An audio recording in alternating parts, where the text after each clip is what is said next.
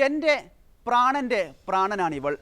ആ കവിളിലും മൂക്കിലും കണ്ണിലുമെല്ലാം എപ്പോഴും മുത്തം കൊടുക്കാറുണ്ട് ഞാൻ. അപ്പോഴവൾ കുണുങ്ങി കുണുങ്ങി ചിരിക്കും. ഒരിക്കൽ കൂടി മുത്തം കൊടുത്തു നോക്കി. ഒരനക്കവുമില്ല. അവൾ ഉണർന്നതേയില്ല. ഒരു കുഞ്ഞു ബാലികയുടെ ചേതനയേറ്റ ശരീരം നെഞ്ചോട് ചേർത്ത് അമർത്തിപ്പിടിച്ച് നെറ്റിയിലും കവിളിലും കണ്ണിലുമെല്ലാം തുരുതുരാ ചുംബിക്കുന്ന ഒരു വയോധികൻ. ഒരു വർഷം മുമ്പ് ലോകമനസാക്ഷിയെ പിടിച്ചുലച്ച രംഗമായിരുന്നു അത്. ആ കുഞ്ഞു ബാലിക ഗസയിലെ അഭയാർത്ഥി ക്യാമ്പുകളിലൊന്നിൽ കഴിഞ്ഞിരുന്ന 3 വയസ്സുകാരി റീം. വയോധികൻ അവളുടെ മുത്തച്ഛൻ ഖാലിദ് നബ്ഹാൻ.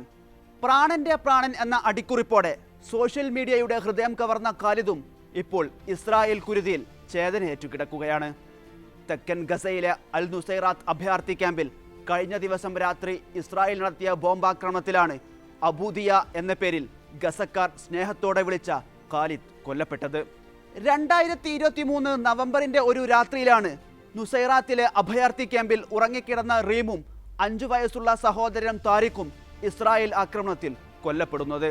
ആക്രമണത്തിൽ പേരമക്കൾക്കൊപ്പം പ്രിയപ്പെട്ട പലരെയും നഷ്ടപ്പെട്ടു ഖാലിദ് നബ്ഹാന്. കിടപ്പാടം പൂർണ്ണമായി തകർന്നു.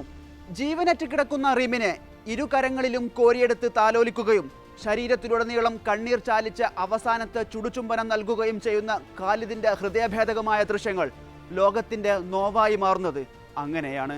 ഇപ്പോഴിതാ റീമിനൊപ്പം അവളുടെ പ്രിയപ്പെട്ട അബ്ബയും ചേർന്നിരിക്കുന്നു. ഡിസംബർ 16 നുസൈറാത്ത് ക്യാമ്പിൽ ഇസ്രായേൽ ഷെല്ലാക്രമണത്തിൽ പരിക്കേറ്റവരെ രക്ഷിച്ച് ആശുപത്രിയിലേക്ക് എത്തിക്കുന്നതിനിടെയാണ് ഖാലിദ് നബ്ഹാൻ കൊല്ലപ്പെട്ടത് എന്നാണ് അനന്തരവൻ സഹീദ് നബ്ഹാൻ അന്താരാഷ്ട്ര മാധ്യമമായ CNN പറഞ്ഞത്. രക്ഷാപ്രവർത്തനത്തിനിടെയും ഇസ്രായേൽ സൈന്യം ആക്രമണം തുടരുകയായിരുന്നു. ഇതിനിടയിൽ ഷെൽ പതിച്ചാണ് അദ്ദേഹം തൽക്ഷണം മരിച്ചത്. ഖാലിദിന്റെ അബു ഹാജർ കുടുംബത്തിൽ നിന്ന് 4 പേർ കൂടി ആക്രമണത്തിൽ കൊല്ലപ്പെട്ടതായാണ് ഫലസ്തീൻ വാർത്താ ഏജൻസിയായ വഫ റിപ്പോർട്ട് ചെയ്യുന്നത്. ഒരു കുഞ്ഞും അക്കൂട്ടത്തിലുണ്ട്. റീമിന്റെയും താരിഖിന്റെയും മരണശേഷവും ഖാലിദ് നബ്ഹാൻ വാർത്തകളിൽ നിറഞ്ഞിരുന്നു.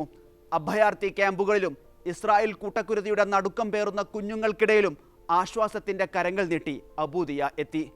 അഭയാർത്ഥി ക്യാമ്പുകളിലെല്ലാം അദ്ദേഹം ഓടിയെത്തി. അവിടെ വിശന്നു കരയുന്ന കുഞ്ഞുങ്ങളെ ഊട്ടിയും കൊടും തണുപ്പിൽ അവർക്ക് പുതപ്പുകൾ സമ്മാനിച്ചും മാറോട് ചേർത്തണച്ചും റീമിന്റെ ഓർമ്മകളിൽ ജീവിച്ചു.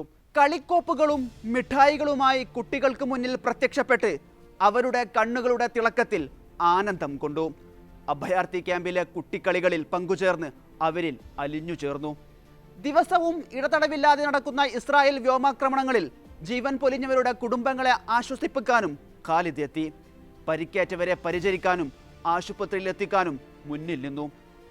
ഗസയിൽ ഇസ്രായേൽ നടത്തുന്ന ഭീകര കൂട്ടക്കുരുതികൾക്ക് മുന്നിലെ ഫലസ്തീൻ ദൈന്യതയുടെ മുഖമായാണ് ഖാലിദിനെ ലോകം കണ്ടത്. ഫലസ്തീൻ പ്രതിരോധത്തിന്റെ പ്രതീകമായും അദ്ദേഹം മാറി. ബൈഡൻ ഭരണകൂടം ഇസ്രായേൽ ആക്രമണത്തിന് നൽകിയ നിരുപാധിക പിന്തുണയ്ക്കെതിരെ കഴിഞ്ഞ ഫെബ്രുവരിയിൽ ഡെമോക്രാറ്റ് അനുകൂലികൾ നടത്തിയ ക്യാമ്പയിനിലും ഖാലിദ് നബ്ഹാന്റെ കരളലിയിപ്പിക്കുന്ന ദൃശ്യങ്ങൾ പ്രചാരണായുധമായിരുന്നു.